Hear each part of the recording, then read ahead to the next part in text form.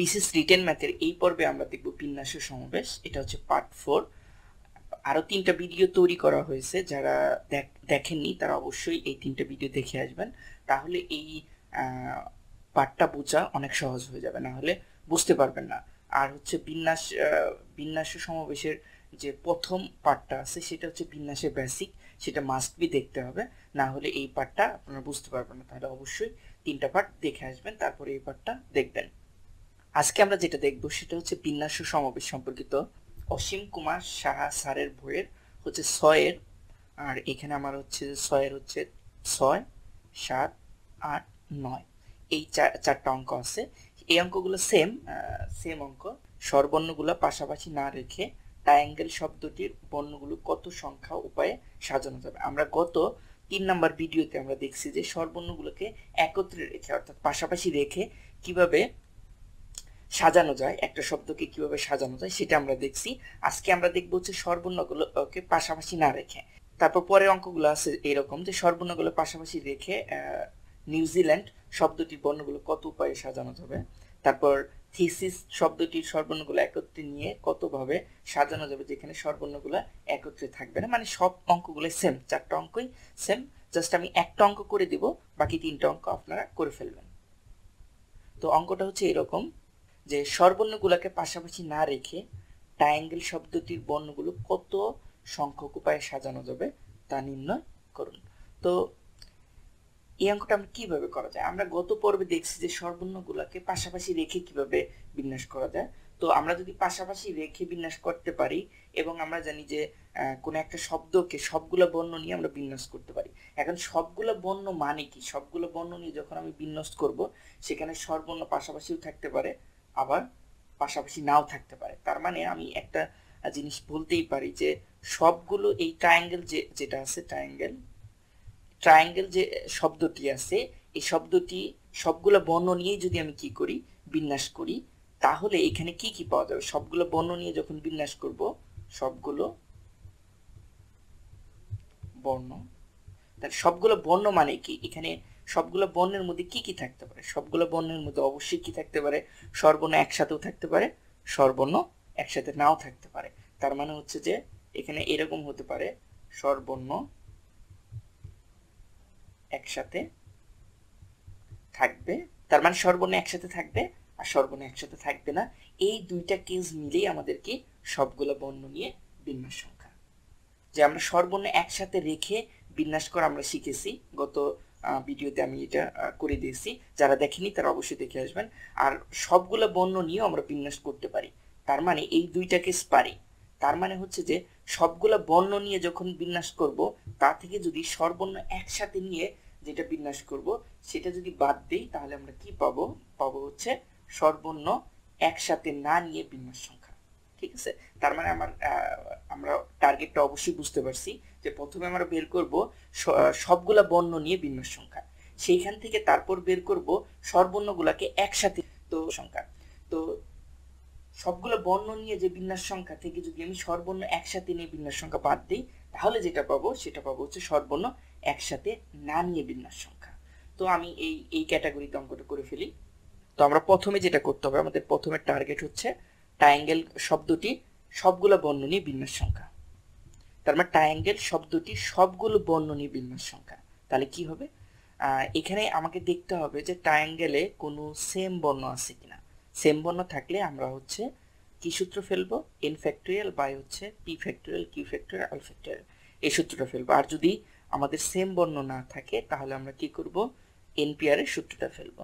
তাহলে দেখি সেম বর্ণ আছে কিনা, t নেই, r নেই সেম, i সেম নেই, a সেম নেই, n সেম নেই, মানে সেম বর্ণ নেই। তাহলে আমাদের কি করতে হবে, যে ট্রায়াঙ্গেল নিয়ে আমাদের সবগুলো বর্ণ নিয়ে বিন্যাস করতে হবে। যে এখানে প্রথমে খুঁজতে হবে কয়টা বর্ণ আছে, 1 2 3 4 5 6 7 8, তার মানে 8টা বর্ণ আছে। তার মানে লিখতে পারি 8p8।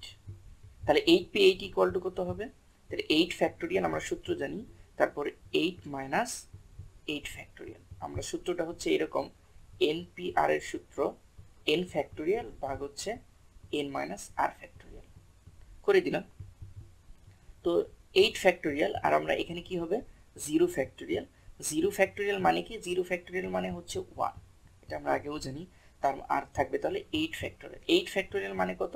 8 ফ্যাক্টোরিয়াল মানে হচ্ছে যে আমাদের 8 গুণন 7 গুণন 6 গুণন 5 গুণন 4 গুণন 3 গুণন 2 গুণন 1। 8 ফ্যাক্টোরিয়াল মানে হচ্ছে 40,320। 40,320 এটা হচ্ছে 8 ফ্যাক্টোরিয়াল। আর যদি না বের করতে পারেন তাহলে সবগুলো গুণ করতে হবে। সবচেয়ে বেস্ট উপায় হচ্ছে 1 থেকে 10 পর্যন্ত ফ্যাক্টোরিয়ালগুলো মান মুখস্থ করে নাও, তাহলে সবচেয়ে সুবিধা হবে। এখন আমাদের এটার সবগুলো বর্ণ নিয়ে আমার বিন্যাস শেষ। এখন আমাকে করতে হবে যে স্বরবর্ণগুলোকে একসাথে রেখে বিন্যাস। তো এখানে আমাদের ট্রায়াঙ্গেলের মধ্যে স্বরবর্ণ আছে কয়টি? স্বরবর্ণ কয়টি আছে? স্বরবর্ণ হচ্ছে যে এখানে হলো আই, তারপর এখানে এ, আর হচ্ছে ই, তার মানে স্বরবর্ণ আছে 3টি। তার মানে স্বরবর্ণ আছে 3টি। এখন এই স্বরবর্ণগুলোকে আমাকে কি করতে হবে? একসাথে রাখতে হবে। একসাথে রেখে বিন্যাস করতে হবে। আর আমরা গত পর্বে দেখছি কিভাবে করতে হয়। তো আমি এটাকে আবার যদি একটু রিভিউ করি তাহলে কিভাবে করতে হবে? স্বরবর্ণগুলোকে আমাকে একসাথে নিতে হবে। তার মানে হচ্ছে স্বরবর্ণ যারা ছাড়া আছে তাদেরকে লিখি। এখানে টি লিখলাম প্রথমে, টি, তারপর হচ্ছে আর, আর আই বাদ দিয়ে এ বাদ দিয়ে এন লিখলাম, এন, তারপর জি, তারপর হলো এল। এখন ব্যঞ্জন বর্ণগুলোকে আলাদা করলাম, টি আর এন জি এল, এরা ছিল ব্যঞ্জন বর্ণ। আর বাকি বর্ণগুলো হচ্ছে স্বরবর্ণ। আর কি? আই, তারপর হচ্ছে এ, ই, এই 3টা স্বরবর্ণ। তার মানে এই 3টা বর্ণকে আমি একসাথে করলাম, আর বাকি যে ব্যঞ্জন বর্ণগুলো আছে এটাকে আমরা একসাথে করলাম। তো এখন আমাদের কি করতে হবে? যে এই বর্ণটাকে, এই যে স্বরবর্ণ আছে 3টা, এই 3টে স্বরবর্ণকে একটা বর্ণ ধরতে হবে। কেন একটা বর্ণ ধরতে হবে? কারণ একটা বর্ণ ধরে যখন আমি এই বাকি যে ব্যঞ্জন বর্ণগুলো আছে তাদেরকে সাজাবো এই একটা বর্ণ ধরে, তাহলে এর মাঝে মাঝে এই একটা বর্ণ ঢুকে যাবে। একটা বর্ণ ঢুকে যাওয়া মানে হচ্ছে যে 3টা বর্ণ একসাথে থাকা। যখন একটা বর্ণ ধরবো তখন 3টা বর্ণ একসাথে থাকবে, তারা আলাদা হবে না। এবং পরবর্তীতে আমরা কি করতে পারবো? যে এই যে 3টা বর্ণ, এই 3টা বর্ণ নিজেদের মধ্যে সাজবে। তাহলে প্রথম স্টেপ হচ্ছে আমাকে কি করতে হবে? যে একটা বর্ণ ধরে বাকি বর্ণগুলোকে বিন্যাস করতে হবে। তাহলে একটা বর্ণ যদি ধরি, বাকি বর্ণগুলোকে বিন্যাস করি, যেহেতু এখানে কি নেই, সেম বর্ণ নেই, তাহলে এন পেয়ারের সূত্র বসবে। তাহলে এটাকে একটা বর্ণ ধরলাম, তাহলে বাকি বর্ণ 1 2 3 4 5, আর এই 3টাকে একটা, তাহলে 6। তাহলে টোটাল বর্ণ হচ্ছে 6, তার আর পি 6 নিতে হবে। 6 কেন? কারণ এখানে কোনো সেম বর্ণ নেই, সবগুলো বর্ণই ভিন্ন ভিন্ন। তো এর কারণে আমাকে কি করতে হবে? 6p6, তাহলে 6p6 মানে হচ্ছে 6 ফ্যাক্টোরিয়াল ইকুয়াল টু 6 ফ্যাক্টোরিয়াল মানে হচ্ছে 720, অথবা এটা আমরা জানি 6 গুণন 5 গুণন 4 গুণন 3 গুণন 2 গুণন 1, এটাকে যদি গুণ করি তাহলে 720 হবে। তাহলে এই যে 720 ভাবে আমরা কি করতে পারবো? যদি একটা বর্ণ ধরে নেই এই 3টা বর্ণকে, তাহলে 720 ভাবে বিন্যাস করতে পারবো। কিন্তু এখানে একটা কথা আছে যে যদি এখানে আই প্রথমে আছে, এখানে যদি এ কে আমি প্রথমে আনি তাহলে আবার 720 ভাবে বিন্যাস করা যাবে। আবার ই কে যখন প্রথমে আনি তাহলে আবার 720 ভাবে বিন্যাস করা যাবে। আবার অনুরূপভাবে ই কে সেকেন্ড, ই যেহেতু লাস্টে আছে, ই কে যদি মিডলে নেই তাহলে আবার 720 বার বিন্যাস করা যাবে। এইভাবে বিন্যাস হতে থাকবে। তার মানে হচ্ছে যে বিষয়টা যে এই যে 3টা, এই 3টা নিজেদের মাধ্যমে কতভাবে বিন্যস্ত হতে পারে এইটা যদি আমরা বের করি, তাহলে সেইটাকে দিয়ে আমরা যদি 720টাকে গুণ করে দিই তাহলে আমাদের টোটাল অঙ্কটা হয়ে যাবে। তার মানে আমরা কি করব? এখন এই যে স্বরবর্ণগুলা, এই স্বরবর্ণগুলা নিজেদের মধ্যে কতভাবে বিন্যস্ত এটা বের করব।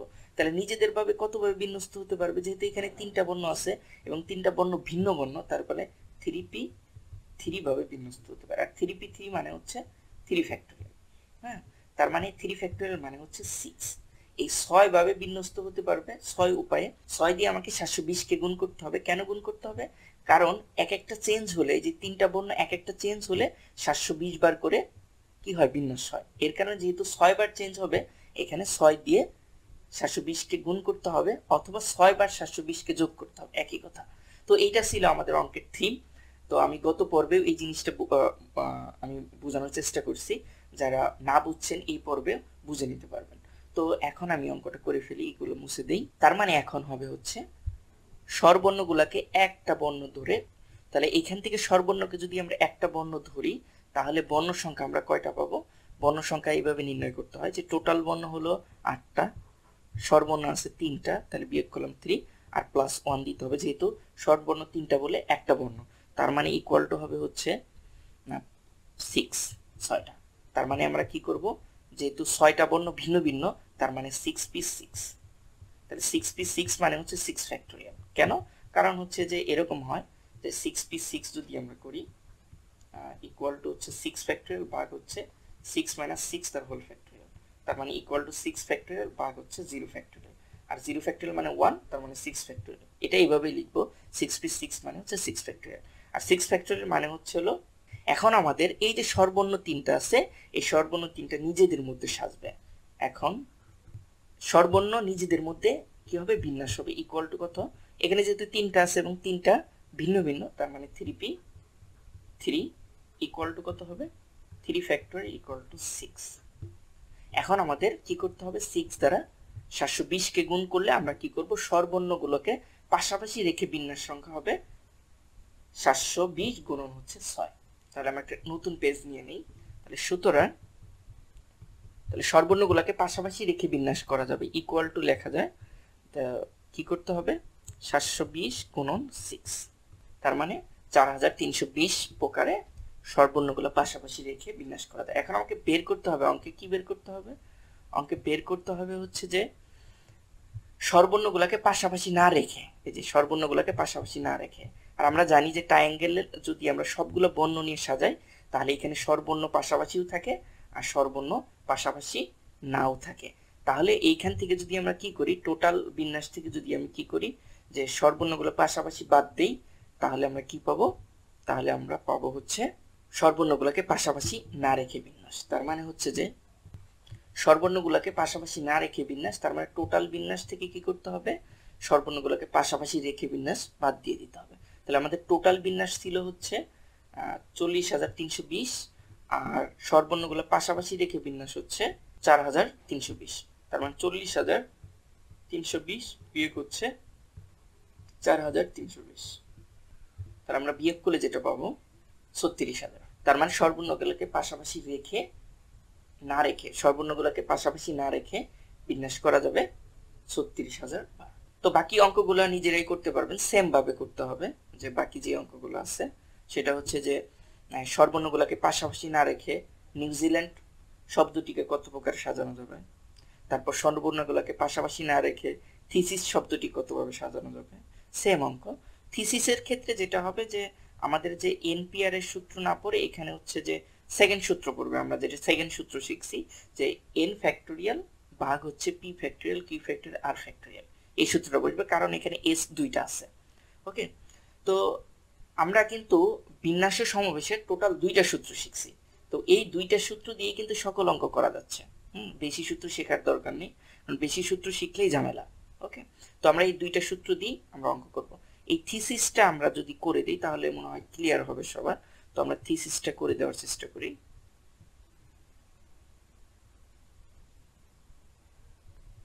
যে থিসিস বর্ণগুলো একত্রে নিয়ে কতভাবে সাজানো যাবে যাতে স্বরবর্ণগুলো একত্রে না থাকে। তো থিসিসে আমাদের দেখতে হবে টোটাল কয়টি বর্ণ আছে, সেইখানে স্বরবর্ণ কয়টা আছে। হ্যাঁ, সেই স্বরবর্ণগুলোকে একসাথে রাখবো, একসাথে রেখে বিন্যাস করব, তাহলে আমাদের হয়ে যাবে। তো আমরা প্রথমে দেখব মানে থিসিস শব্দটিতে মোট বর্ণ আছে কয়টি, তাহলে আমাদের এখানে মোট বর্ণ আছে 1 2 3 4 5 6টি। এইখানে স্বরবর্ণ কয়টি আছে, স্বরবর্ণ আছে 2টি, ই আর আই, এবং আমাদের দেখতে হবে যে রিপিট কোনো বর্ণ আছে কিনা, এবং এস আছে, তার মানে এস কয়টি আছে, 2টি আছে, তার মানে সেম বর্ণ আছে 2টি, তাছাড়া কিছু বর্ণ নেই। তাহলে আমাদের কি করতে হবে, প্রথমে যে এই যে থিসিস শব্দটা আছে, থিসিস শব্দটা সবগুলো বর্ণ নিয়ে বিন্যাস করতে হবে। তাহলে সবগুলো বর্ণ নিয়ে বিন্যাস করা যায় কিভাবে, তাহলে এখানে আমাদের যেটা দেখতে হবে যে সেম বর্ণ আছে 2টা এস আর টোটাল বর্ণ হচ্ছে 6টা, তার মানে 6 ফ্যাক্টোরিয়াল ভাগ হচ্ছে 2 ফ্যাক্টোরিয়াল ইকুয়াল টু সেম বর্ণ থাকলে এই সূত্র। তাহলে আমরা কি করব, 6 ফ্যাক্টোরিয়াল মানে হচ্ছে 720 ভাগ হচ্ছে 2 ইকুয়াল টু আমরা লিখতে পারবো কাটাকাটি করে দিই 360। এই 360 ভাবে আমরা কি করতে পারবো, থিসিস শব্দটাকে বিন্যাস করতে পারবো। তার মানে এই টোটাল বিন্যাসের মধ্যে আমার কি থাকবে, সর্বর্ণ পাশাপাশিও থাকবে এবং সর্বর্ণ পাশাপাশি থাকবে না। তার মানে এখন কি করব, সর্বর্ণগুলোকে পাশাপাশি রেখে বিন্যাস করব। তাহলে সর্বর্ণগুলোকে এক বর্ণ ধরে বিন্যাস। তাহলে এইখানে আমাদের হচ্ছে সর্বর্ণ হলো 2টা। তার মানে কিভাবে বের করতে হয়, যে সর্বর্ণগুলোকে ধরে বিন্যাস যখন করব তখন টোটাল বর্ণ হবে 6 - 2 + 1। কেন হবে, যে টোটাল বর্ণ আছে 6টি, তার মধ্যে সর্বর্ণ আছে 2টি বাদ দিতে হবে এবং এই 2টা বর্ণকে একটা বর্ণ ধরতে হবে, এর কারণে প্লাস করতে হবে 1। তার মানে আমাকে পাচ্ছি হলো 4 5। তার মানে হচ্ছে এবং 5, এই যে 5টি বর্ণ হইলো, এই 5টি বর্ণের মধ্যে অর্থাৎ এই যে ই আর আই কে আমরা কি করলাম, এক বর্ণ ধরলাম, ধরে আমরা 5টা বর্ণ বানাইলাম। তার মধ্যে এস আছে কয়টা, 2টা। এর কারণে আমাকে সূত্র বসবে হচ্ছে টোটাল বর্ণ হচ্ছে 5টি, 5 ফ্যাক্টোরিয়াল, আর এস আছে কয়টা, 2টা, তার মানে 2 ফ্যাক্টোরিয়াল ইকুয়াল টু হবে হচ্ছে 5 ফ্যাক্টোরিয়াল মানে হচ্ছে 120 ভাগ হচ্ছে 2। 120 কে 2 দ্বারা ভাগ করলে 60। এটা পেয়ে গেলাম। এখন আমাদের কি করবে, এই যে সর্বর্ণ 2টা আছে, এই 2টা সর্বর্ণ কি করবে, নিজেদের মাধ্যমে বিন্যাস করবে। সর্বর্ণ নিজেদের মধ্যে বিন্যাস করতে পারে, যেহেতু এদের মধ্যে সর্বর্ণ কয়টা আছে, 2টা, এবং ই আই এদের মধ্যে কোনো রিপিট নেই, তারপর এনপিআর এর সূত্র বলবে 2টার মধ্যে আমাকে 2টাই নিতে হবে। এর কারণে 2p2, আর 2p2 মানে হচ্ছে 2 ফ্যাক্টোরিয়াল ইকুয়াল টু 2। তো আমরা পেয়ে গেলাম সর্বর্ণ নিজেদের মধ্যে বিন্যাস কতভাবে করতে পারবে। এখন এটা কি করব, সর্বর্ণগুলোকে যদি একসাথে রাখি, তাহলে একত্রে রাখি, তাহলে আমাকে কি করতে হবে, 60 আর হচ্ছে 2 গুণ করতে হবে। তার মানে সুতরাং সর্বর্ণকে একত্রে রেখে বিন্যাস হবে, সেটা হচ্ছে 2 ইকুয়াল টু হচ্ছে 120। এখন আমরা পেয়ে গেলাম সর্বর্ণগুলোকে একত্রে রেখে বিন্যাস 120 আর টোটাল বিন্যাস হচ্ছে 360। তার মানে সুতরাং আমরা বলতে পারবো সর্বর্ণগুলোকে একত্রে